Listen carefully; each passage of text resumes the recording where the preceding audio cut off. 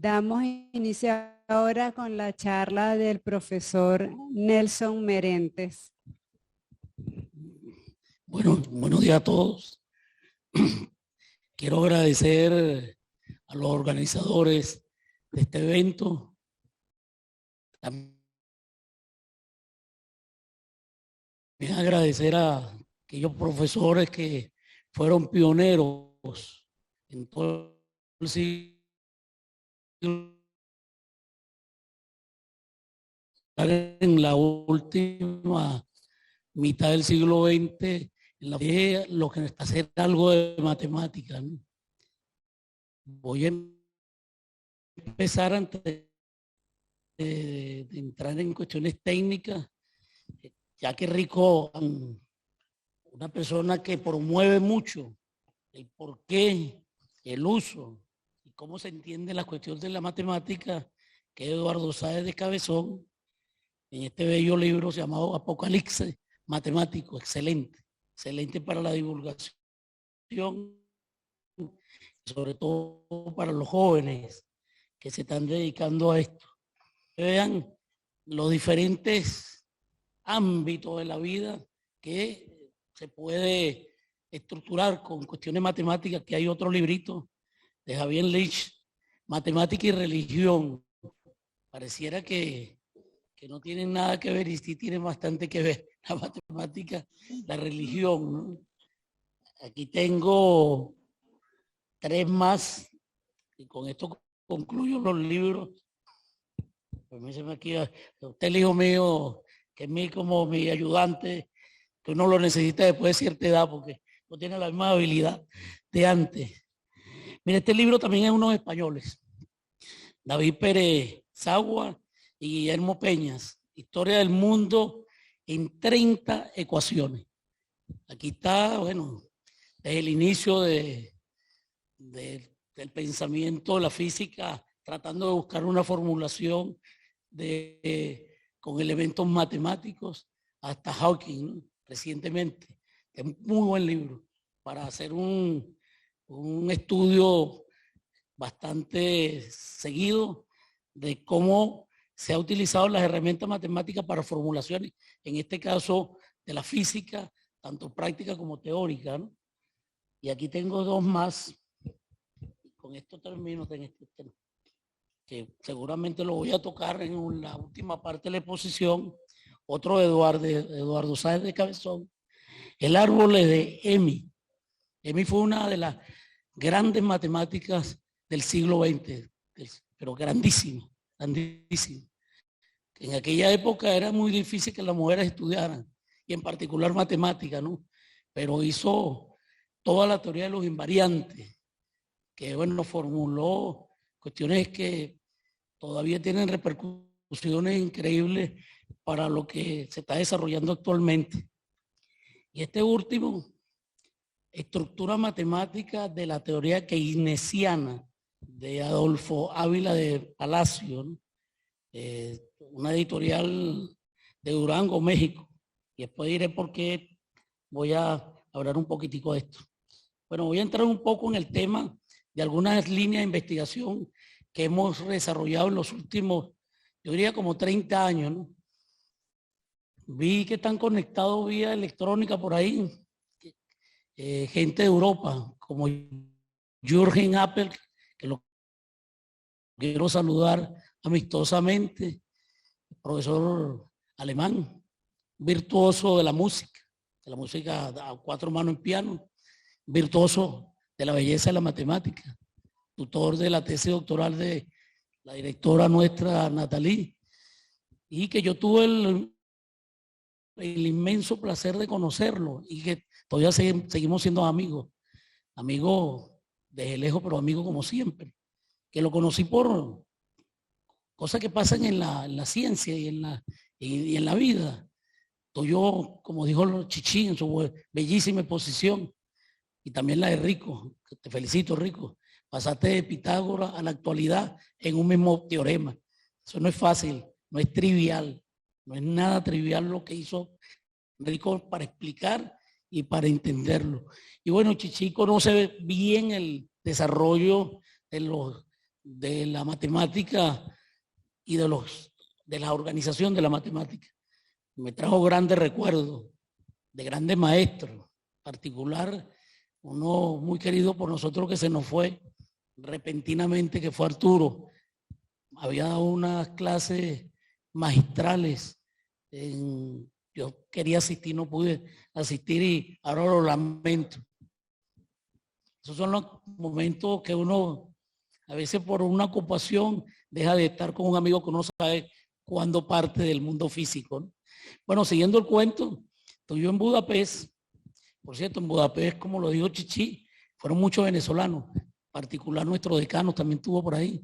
En la época que yo estaba en Budapest, estaba Zubiri, también ese grupo que fue a Budapest, también nuestro decano.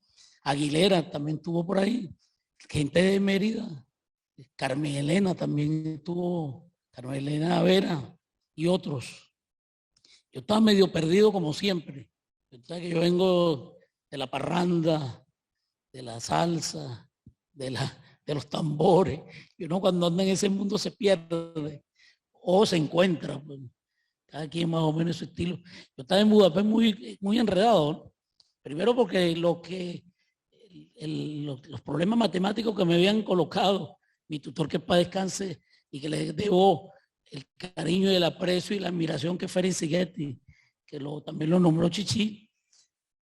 De repente veo un folleto en una mesa cuyo título era El operador de composición en espacio de función. Folleto escrito por Jürgen Appel, que está ahorita en conferencia, y por Sabreico, que ojalá esté bien por allá, porque por eso lado hay tiempo de cosas que la humanidad no debería tener. No debería existir guerra. Los humanos somos incomprensibles. ¿Cómo vamos a hacer armas para nosotros mismos aniquilarnos? Pero bueno, sigue existiendo ese tipo de sucesos, pues. Y encuentro el folleto y me pongo a leerlo. Y me pareció interesante. Bueno, y empezaron a salir unas cositas ahí. En aquella época no había toda esta tecnología de ahora. Todo era por carta. No era como el primero, como Duarte, ¿no? Pero también había que escribir cartas. Había que escribir cartas, mandarlo a los diferentes sitios donde uno creía que podía hacer algo. Y yo tuve la suerte de mandar una cartica a Alemania. Y bueno, me fui a Alemania un rato. Y me encontré por allá con Jürgen. Y desde ahí, bueno, venimos trabajando algunos temas, ¿no? También mandé a Polonia, porque también los polacos vinieron a Venezuela, en particular Mali Granda, y bueno, y todos, hay gente que trabajó en esa escuela creada por Orlis, un gran matemático polaco. Los polacos hicieron tremendamente un esfuerzo de hacer matemática en plena guerra mundial, ¿no? Y con buenos resultados. Se reunían inclusive casi en la clandestinidad a hacer matemática, ¿no? Tabanas, Orlis. Por cierto, que el grupo que se fueron por la guerra, un poquito antes, un poquito después, el grupo húngaro, ellos se llamaban, o uno, le colocaron el grupo marciano. Y entonces cuando decían por qué marciano, bueno, por toda la capacidad que tenían la investigación y por su idioma que nadie lo entendía. Grupo marciano. Bueno, voy a decir algunas líneas de investigación que hemos desarrollado en los últimos 20, 30 años aquí en el país, con mucho apoyo de polacos, alemanes, italianos y otras nacionalidades. Bueno, empieza la revolución industrial en 1760. Esto pareciera que no tiene nada que ver con la matemática, y sí tiene que ver. Ahí surgen máquinas. Entonces, si surgen máquinas, surge el calor, ondas, cosas como esas, y la gente empieza a tratar de modelar ese tipo de fenómenos, ¿no? También está ya la Revolución Francesa, que bueno, parecieran que son dos cosas distintas, pero que tuvieron un contenido, sobre todo a la hora de investigación, increíble, ¿no? La Revolución Francesa se plantea toda esta cosa que hablaba de Rico de medir. Bueno, ellos tuvieron una capacidad de trabajar en esa área. Y está Fourier. Por cierto, en esa época habían dos Fourier. Fourier el que hacía investigación en esta área del calor y ese tipo, y Fourier, el utópico socialista. Y en la obra de Víctor Hugo dice que el que va a trascender en los tiempos es el político, pues, el filósofo, el que hacía la política, y que bueno, que esta a lo mejor quedaba ahí en sus investigaciones que estaba haciendo. Por cierto, que Fourier acompañó a Bonaparte en la parte de la investigación cuando fueron a Egipto, ¿no? Y bueno, resulta que Fourier saca unos trabajos, que es la teoría analítica del calor, que abre toda una dimensión. Dentro de eso, otro investigador encuentra unos resultados y te muestra una cierta convergencia, ¿no? De eso que se llama serie de Fourier, que los matemáticos estudian mucho y aquí hay personas que saben mucho de eso. Yo no sé casi nada de eso, pero hay gente que sabe bastante de eso. No sé cómo se lee aquí, yo estoy también perdido ahora. Que alguien que me ayude aquí. Te pasa la próxima, Alejandro, por favor. Después aquí voy a mostrar unas fotos. Bueno, estoy yo cuando estaba más joven. Me pongo la gorra para que no se vea la calva, pero está todavía más profunda. Los bigotes están más negros. Está José Luis Sánchez, que hizo su doctorado en Estados Unidos.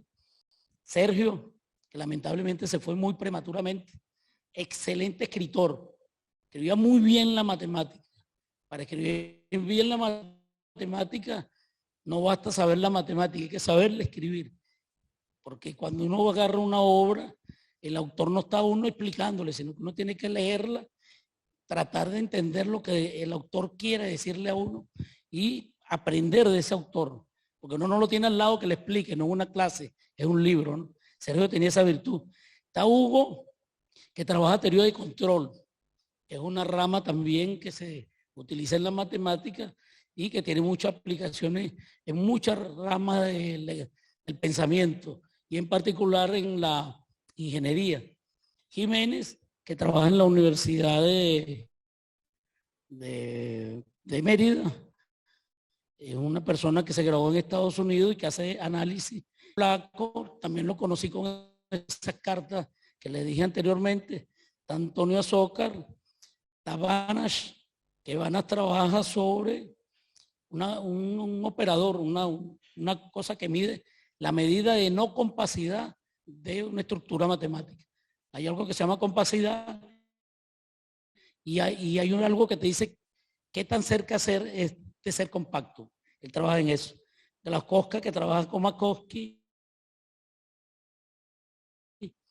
Agua, que trabaja el control, trabaja en cuestiones analíticas, trabaja en cuestiones que ver con operadores de diferentes estilos y bueno, un amplio campo de la matemática. Está nuestra directora Castillo, que hizo su doctorado en el Reino Unido, Anzola, RU, Armado, Rojas, Sanoja, Mejía, que hizo la tesis doctoral conmigo. Casi todo esto hicimos algo, ¿no?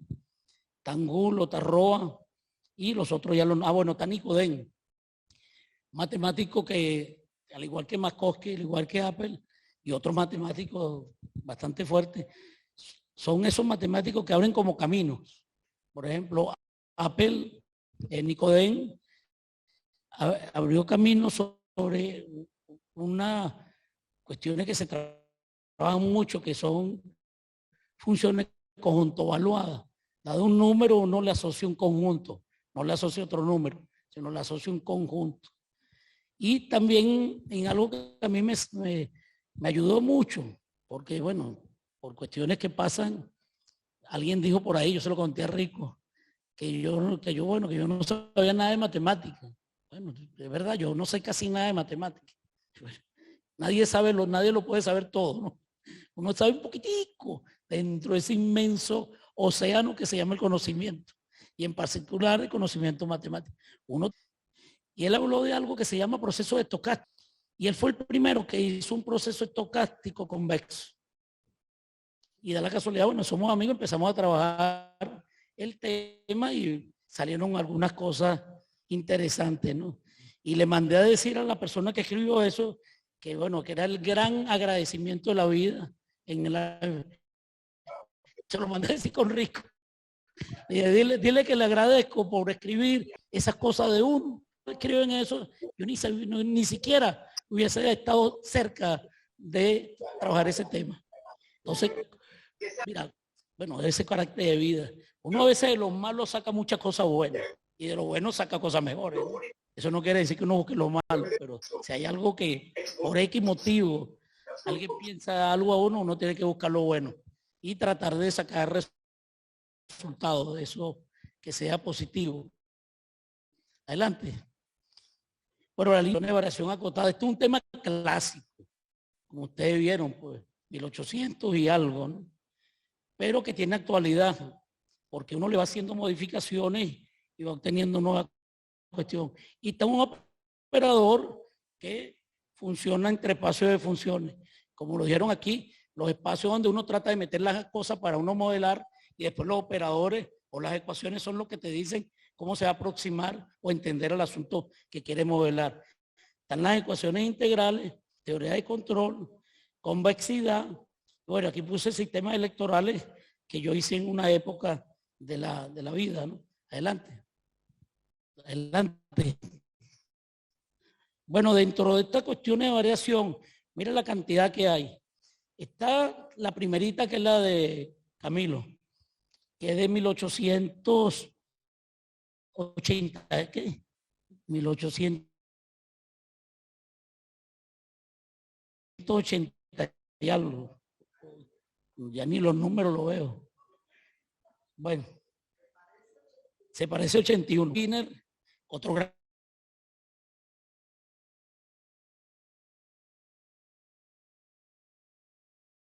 gran matemático de origen de Estados Unidos, izquierdoso, como Waterman, como le dicen por ahí, el hombre, Waterman es como el hombre Aquaman, pues, el hombre del agua. Corenburg, Schrank, Mesbel, Jan, Popovicho, bueno, y uno más. Esto que está hecho en R, de R en R, se puede ir al plano, o se puede ir a RN, o se puede ir a otros tipos de espacios correspondientes. Adelante.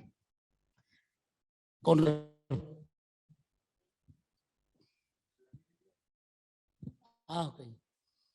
Tenemos aquí el operador de composición, uno lo clasifica autónomo y no autónomo, ¿no? Autónomo es que no depende de una sola variable, y no autónomo porque tiene dos variables.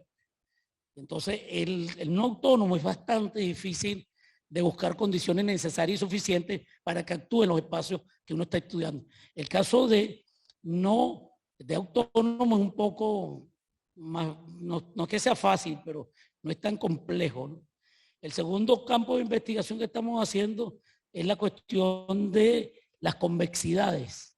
Entonces hemos hecho convexidades fuertes, estamos haciendo actualmente convexidades en escala de tiempo, que es una nueva técnica para tratar de unificar las ecuaciones diferenciales ordinarias y las ecuaciones diferenciales parciales. Estamos haciendo cuestiones de funciones convexas en fractales. Como ustedes saben, los fractales, bueno, es un tema para poder modelar cosas que no se entienden con la geometría clásica, ¿no? Entonces los fractales, estamos haciendo cuestiones en fractales y estamos empezando a hacer algo bien interesante, que es funciones convexas, pero en conjunto lo que llaman difuso, que en inglés pone que fuzzy, creo que una cosa así, fuzzy, que es algo bien, es increíble. Mire, con algunas modificaciones uno puede abrir un campo enorme. Cuando uno habla de teoría de conjunto clásico, uno dice, dado un conjunto, dado un elemento, dice X pertenece a ese elemento o X no pertenece a ese elemento. Uno de eso, uno define una función característica de ese conjunto que aplicado a ese elemento es 1 si está en el conjunto y 0 si no está. Nada más con la modificación que esa función característica, en vez de serle 0 a 1, esa función característica vaya de 0 a 1, se vaya a un intervalo, o sea, tome valor un medio, un tercio, raíz de 2, bueno, lo que sea, algo que esté en 0,1, es otro mundo. Increíble. Y te sirve para modelar cosas que son difusas. Pues. Por ejemplo, decir ese tipo tiene real, bueno, pues eso es difuso, pues. O no tiene, también es difuso, ¿no? O eso mide tanto y no lo has medido. Ese tipo de verbal, de lenguaje verbal que no tiene precisión o no se puede cuantificar, se cae dentro de lo difuso. Y ahora estamos haciendo también, pasamos de esto a hacer, como lo hizo Nicodem, procesos estocásticos convexos. Ahora estamos tratando de hacer procesos estocásticos, pero con funciones convexas difusas o con funciones convexas en escala de tiempo o con funciones convexas en fractales. Eso estamos ahorita fajados, bueno, yo no tanto, porque bueno, ya uno está como un poquito retirado del asunto, ¿no? Pero también hicimos ecuaciones integrales en espacio de variación con alguna gente, en particular 2 que son importantes, Volterra y otros. Vamos a ver qué aparece aquí. Adelante. Bueno, aquí esto es parecido a lo anterior, lo puede pasar, Alejandro. Hay un delay, como dicen los americanos. Y también después uno tiene una definición de acotación y tiene otra definición de acotación. Y uno puede mezclarla, pues. Entonces son combinaciones. Por ejemplo, SRAM con Waterman. SRAM, después iba a decir, eso es un poco de series que aparecen ahí y la otra, otro tipo de variación. Y uno la va combinando y saca un poco de nuevas espacios de funciones. Entonces, aquí la pregunta uno dice, ¿y para qué tanto espacio de funciones? ¿Y por qué tanta broma de variación acotada? Bueno, uno a veces cuando hace la matemática no sabe ni por qué. Lo único que sabe es que puede ser nuevo, lo resuelve, lo manda al exterior, se lo acepta, se lo critican, se lo rechazan o lo que sea, y después viene la cita. Bueno, resulta y acontece que estos son espacios que ahorita lo están tomando como factor de peso para crecimiento, estudiar los crecimientos de heridas, de quemaduras y algo que tiene azotado a la humanidad todavía, que es el cáncer. Adelante. Bueno, aquí está lo de la medida de no compacidad. La compacidad es una noción muy importante. Si algo es compacto, uno lo puede cubrir por elementos finitos y por esos elementos finitos es más fácil estudiar lo que tiene elementos finitos que lo que tiene elementos infinitos, ¿no? Entonces, en elementos finitos son 50. Bueno, uno lo compara a los 50 y saca resultados. Entonces, bueno, pero si no es compacto, ¿qué tan cerca está de ser compacto? Bueno, uno define un operador que se llama medida de no compacidad. O varias medidas de no compacidad. Existen no uno solo, existen varias en eso, es Baran y italianos también que trabajan en el grupo de ellos.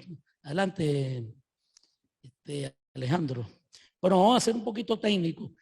Esta es la variación de 1881, la primera. Como ustedes ven, mire, lo que está aquí dentro del módulo este es U de T1 o I de TI menos U de TI menos 1. Eso es como la variación de, si U fuera la velocidad, usted lo que está diciendo, bueno, la velocidad en el tiempo 1 y la velocidad en el tiempo 2, y compara, ¿no? Y después le pones ese módulo para ponerlo positivo, que es algo que se utiliza mucho en la física. Si usted tiene una corriente alterna, que es así, por eso que se llama alterna, y si usted la quiere llevar continua, lo primero que tiene que hacer, lo negativo, tirarlo para lo positivo. Y después reducir el periodo, de tal manera que se ponga como una línea. Entonces son fenómenos que uno tiene que analizarlo, pues. Entonces, bueno, el primero que él introduce eso de un concepto que saca de Dirichlet sobre la convergencia de la serie de Fourier, ¿no? Y demuestra, bueno, una serie de propiedades, pues, que satisface ese espacio como las que están aquí. Adelante, por favor.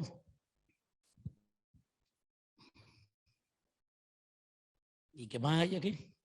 Bueno, por ejemplo, demuestran que una función es de variación acotada si solamente si es la diferencia de dos funciones crecientes. Son resultados que uno ve en los cursos de matemáticas, ¿no?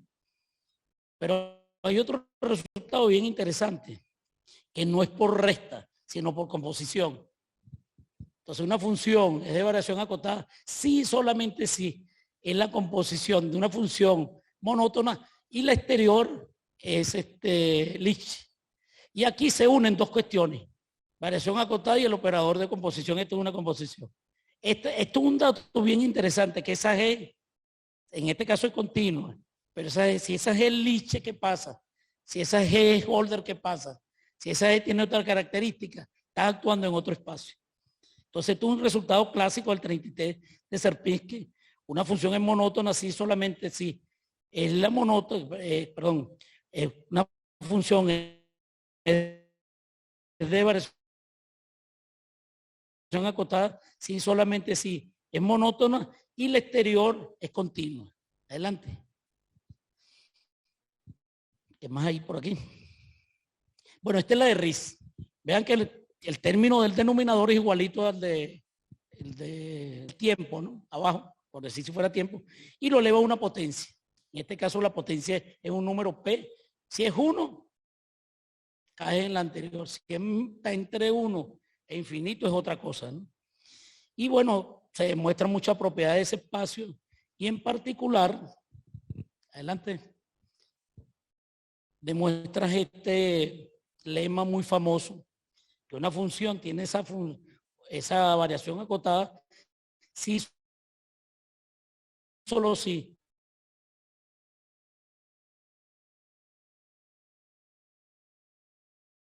es absolutamente continuo, que es un concepto un poquito más general que la continuidad. Una integral con una cuestión elevada a la P y que eso sea finito y cosas de ese estilo, ¿no? Bueno, aquí uno puede hacer unas cosas interesantes. En vez de este P que está aquí, si el P es una función, ¿qué pasa? Con cierta característica, ¿no? Ese tipo de espacios en la derivada, con el P como función, lo estudió Orly en el año 30 y pico y trabaja sobre lo que se llaman los espacios con exponente variable. Y después incluye los espacios de Orly que tienen tanta fama, ¿no? Pero bueno, por ahí andan los tiros. Adelante. Bueno, después esto se generaliza al estilo de Orly, ¿no? En vez de ser un P, uno pone una función phi. Y esa función phi tiene la misma característica que la función T a la P. Vale 0 en el 0, es que tiene convexidad, tiene cierta propiedad del límite en el 0 y en el infinito, y es convexa. Y bueno, y generaliza en el año 53 lo que hizo Riesz previamente como 2 décadas, 3 décadas antes. Y tiene el mismo resultado, ¿no? Adelante. Bueno, tiene el lema, pero ahora con phi. Lo anterior puede ser considerado como espacio de Sobolev también. Y esto puede ser como un espacio de Riesz que liga la derivada, ¿no? En el caso, pero con la phi, que es la parte de Orly, ¿no? Y esto es muy importante, que este límite vaya al infinito. Si este límite es finito, caes entonces a la variación Riesz. Eso se comprueba fácilmente. Adelante. Bueno, entonces uno quiere ir al plano. Esa noción de variación quiere hacerla en el plano. Hay muchas maneras de extenderlo. Muchas, hay por lo menos 8. Depende de lo que tú quieras modelar o por qué camino te quieres ir tú. Esta es una de las que se utiliza más, utilizan algunos matemáticos más, que es de Hardy, que es un tremendo matemático. Hay unos libros increíbles de él, de desigualdades. Y Vitale, que es italiano. Y bueno, ellos se le asocia esta variación que le voy a decir. Uno toma el eje X, define este operador, toma el eje Y, define este operador y después define uno cruzado, que es este que está aquí. 1, 0, 0, 1 y 1, 1. O sea, tienes eje X, eje Y y las cruzadas, ¿no? Lo que hace es cruzar aquí. Son promedios, pues. Aquí promedian en el eje X, aquí promedian en el eje Y y aquí hace como un promedio cruzado de estos punticos que están aquí. Y defines igual la variación. Adelante. Define la variación en el plano, ¿no? Define la variación en el eje X, después define la variación en el eje Y. Adelante. Este es en el eje Y. Y luego la variación cruzada. Hay un retraso ahí computacional. Aquí está la variación cruzada. Bueno, entonces uno tiene muchos resultados. Y aquí nos surgió varias ideas. Decir, bueno, si esto se hizo, ¿por qué no lo elevamos a la P? ¿Por qué no le ponemos un phi? ¿Por qué no empezamos a hacer lo que hicieron anteriormente con otras variaciones? Y bueno, salieron muchas cosas ahí importantes y que afortunadamente fueron dadas, ¿no? Adelante. Está un poquito cargada porque tiene mucha fórmula, ¿no? ¿Se cambia o no? Bueno, tiene el resultado, definiciones y resultados. Adelante. Vamos a acelerar, Alejandro, para poder terminar. Ahora aquí viene lo que yo le estaba diciendo antes, que uno en vez de tener un número, tiene una función. Eso se llama exponente variable. Entonces uno tiene funciones de variación acontada en el sentido de Wiener, pero con exponente variable. En el sentido de Lavallee-Poisson, de Wheeler-Lavallee, con exponente de Wiener-Corey, con exponente variable. Y aquí es con el P número. Y aquí es con el P función. Unas ciertas propiedades. No es cualquier función. Tiene que ser positiva y otras propiedades que no son muchas, pero este fue un resultado del año 13 y bueno, se introduce ese espacio y se demuestra un sinfín de propiedades de ese espacio, incluyendo lo referente a las composiciones y todo eso. Pasa, Alejandro. Me dicen cuando esté esto para acelerar. Bueno, aquí se tienen todos los espacios de oración. Dale, Alejandro, pasa, pasa. Bueno, entramos al tema un poco de convexidad. Miren, el lado aquí, vamos a definir el lado derecho, el lado izquierdo según la pantalla, ¿no? Ustedes están allá, al lado derecho, viéndolo. ¿Qué se necesita para que este tx más 1 menos ti se pueda hacer? Bueno, primero que exista la propiedad de que un elemento se pueda multiplicar por un escalar. Eso se llama así. El más es una... Entonces aquí tú estás sumando un elemento como un pedacito de recta. Y después le aplicas el fenómeno, que en este caso es U. Después, ¿qué se necesita aquí en el medio? Un orden. O sea, que para donde vaya a llegar sea ordenado, sea un espacio ordenado. Y luego, ¿qué hace? Este es como la imagen de U, multiplicado por el componente T, factor T. Y esta es la imagen de I, pero multiplicado por 1 menos T. Esto es lo que se llama que es una función convexa, que tiene muchas aplicaciones en infinidad de áreas del conocimiento. Una definición tan sencilla. Y en la que está abajo es parecido, pero le resta este término. CT, 1 menos T, X menos Y al cuadrado. Esto es lo que se llama una función fuertemente convexa. O sea, tiene la convexidad y define algo más robusto, que en este caso, ¿por qué es más robusto? Porque esta desigualdad es más chiquita. La de la segunda es más chiquita que la desigualdad de arriba. Bueno, la que estaba arriba, porque ya la cambiaron. Bueno, se muestra un poco de propiedades aquí. Entonces, el asunto es cómo yo cambio el dominio, qué tengo que tener el dominio y qué cambio en el dominio. Luego, cuando aplique la función o el fenómeno, lo que sea, qué cambio en el rango para tener diversos tipos de convexidad. Entonces, ¿qué hicimos nosotros? Aquí en el dominio pusimos fractal. ¿Cómo se suman los fractales? Bueno, hay una manera. Existe la manera. Pusimos cosas, vamos a poner, difuso no lo hemos hecho. Escala de tiempo y también funcionó. Y bueno, y hay muchas maneras de definir convexidad. Hay geométrica, logarítmica, esta segunda convexa, hay de todo, hay mucho. Dale, Alejandro. Esta es la cuasi convexa, uno compara con el máximo de los extremos, una cuasi convexa, y se va por ahí. Adelante, Alejandro. Esto es bien interesante porque uno lo que hace es agarrar lo que es la convexidad, resta y suma y le da desigualdad. En este caso. Y esto es lo que se llama Wright convexa, fuertemente, en el caso fuertemente. Si no es fuertemente, uno lo que le quita es este factor 2ct, 1 menos t, x menos y cuadrado. Lo otro, hasta f de x más f de y, es Wright convexa. Y define todo con la Wright. Bueno, esos son temas que trabajamos con Nicodem. Esto de fuertemente convexa Wright, cuasi convexa, caracterización vía de esto, teorema de separación. Si uno tiene, por ejemplo, dos funciones cualquiera, ¿cómo se separa por una convexa? Si uno tiene dos funciones continuas, ¿cómo se separa con otras funciones? Esos son teoremas importantes. Porque, bueno, estás metiendo algo intermedio que te ayuda a comprender mejor lo que tú quieres hacer en el caso si vas a hacer cuestiones aplicadas, ¿no? Y otras cuestiones importantes, la definición de convexidad te da desigualdades. Por ejemplo, la desigualdad de Mites-Hadamard, que es clásica, que te compara los promedios. F de x más y sobre 2 menor o igual que una integral, menor o igual que f de x más f de y sobre 2. O sea, una integral ahí. Ahora, el lío es, si usted tiene una desigualdad, ¿cómo obtienes de nuevo el concepto de convexidad? ¿Cómo te devuelve?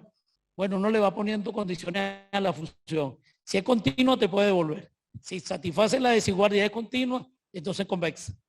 Entonces uno dice, bueno, pero continuo parece que es muy fuerte. Entonces uno dice, bueno, continua. Si se me es continua, que tú le estás pidiendo a la función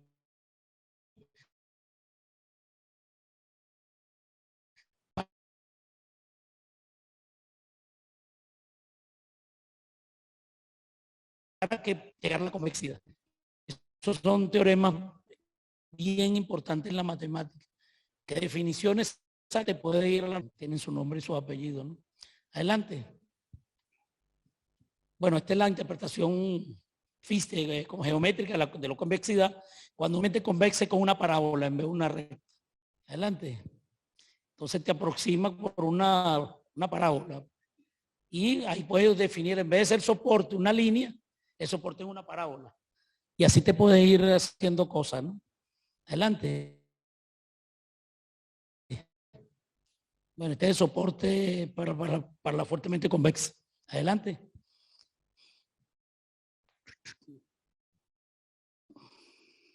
Bueno, propiedades. Las propiedades que producen la función convexa y la fuertemente convexa. Eso se puede hacer con cada una de las definiciones que está introduciendo o que han introducido. La convexa y cuáles son las otras. Y hay en algunos casos hay un paralelo.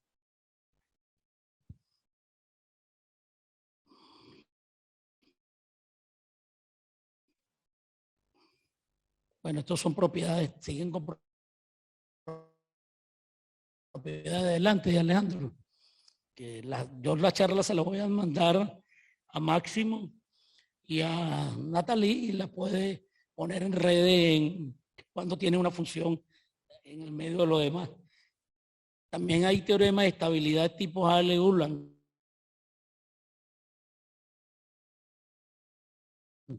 Solo le pone un éxilo aquí y trata de ver qué condiciones, bueno, me cambiaron el éxilo ahí, trata de mostrar propiedades, ¿no? Con el éxilo y llevarle teoremas de este estilo, ¿no? O sea, fórmula de Jensen y de otros, ¿no?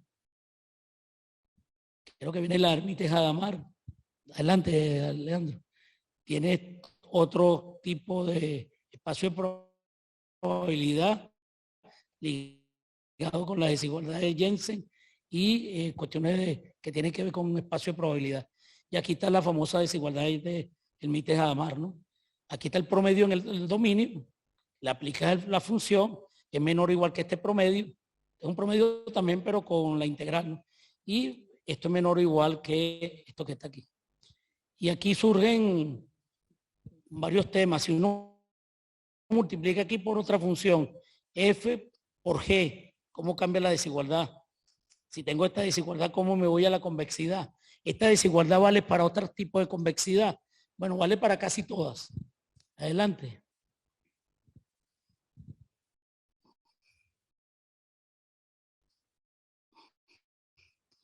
Bueno, estos son cosas de unos artículos. Adelante.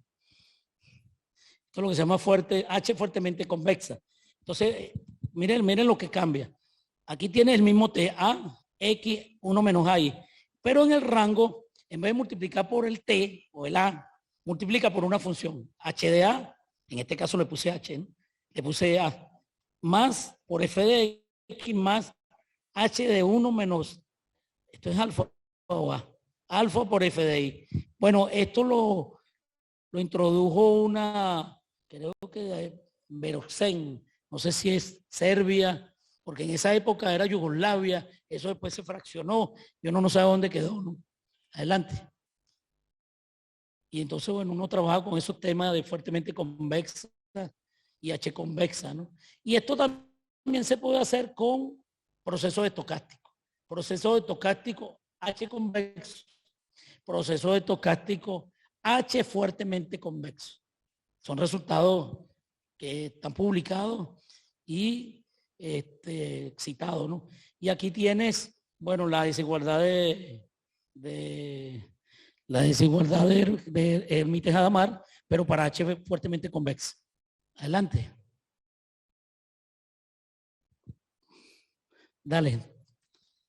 Y esto con KH, ahora pone una función en vez de ser T, pone una función en el dominio y una función en el rango. Entonces te sale KH fuertemente convexa. Dale. Parecen truquitos, pero son cosas diferentes, ¿no? Adelante. Y bueno, se sacan cosas y resultados, ¿no? Adelante, Alejandro. Bueno, esto es la ecuación integral de Hammerstein y para qué pasos se han demostrado, ¿no? Y quiénes lo demostró. Adelante. Este para Volterra cambia un poco las ecuaciones integrales, ¿no? Un poquitico, no cambian mucho, pero son diferentes. Adelante. El Volterra, el otro. Pásalo, Alejandro. Pásalo.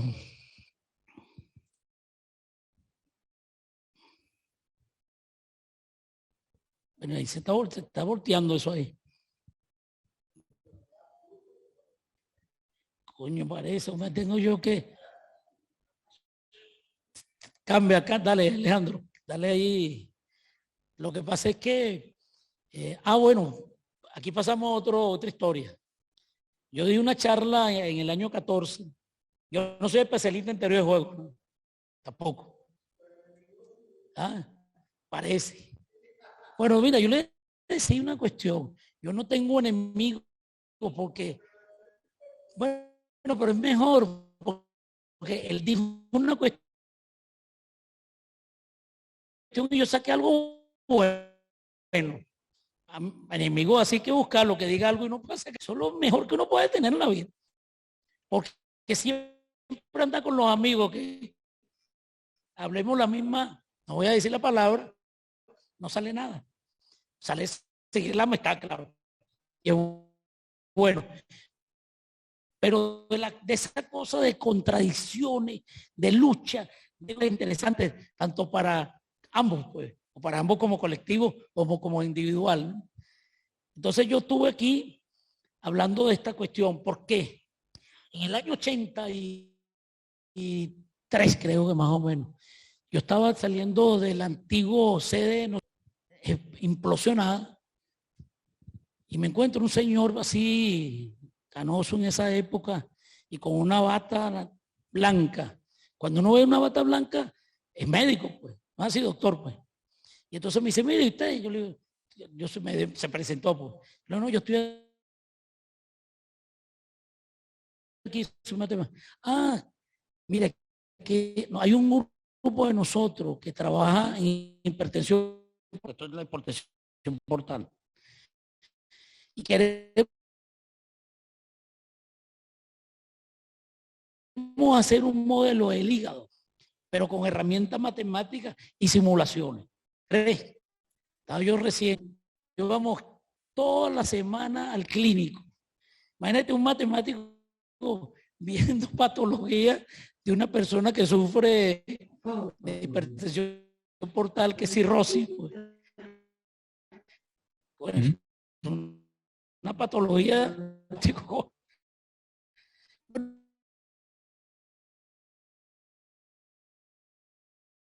Entonces empezamos a trabajar el asunto, pero bueno, eso se nos enfrió. O sea, ese pensamiento del yo, y dije, con esta característica, pues. Pero el cáncer también es una competencia entre las células buenas y las células malas. Entonces, ¿por qué no aplicamos teoría de juego para el cáncer? Y empecé por esa vía, tampoco surgió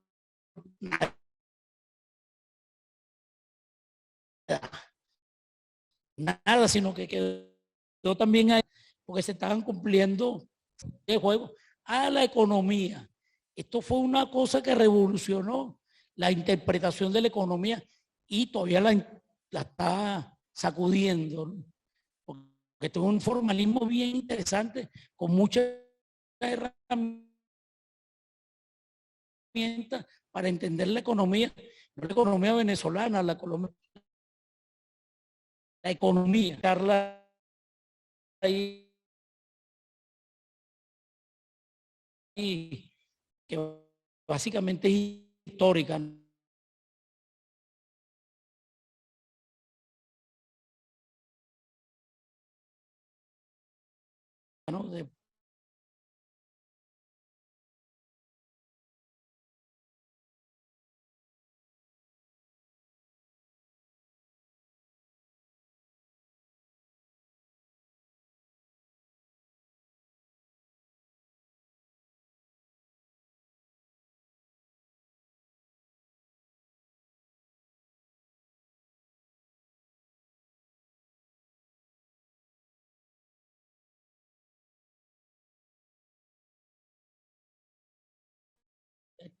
Bueno, mire, por último, con esto me despido.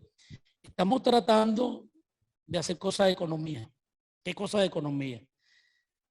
Yo le enseñé el libro de estructura matemática del keynesianismo. Bueno, vamos a buscar la estructura matemática de muchos pensadores económicos del siglo XIX y XX. Después tratar de buscar los invariantes al estilo de Emily. Y después ver si hay una unificación de toda esa teoría económica. En eso es lo que andamos en este momento en la investigación. Bueno, muchas gracias a todos. Saludos y gracias por la invitación.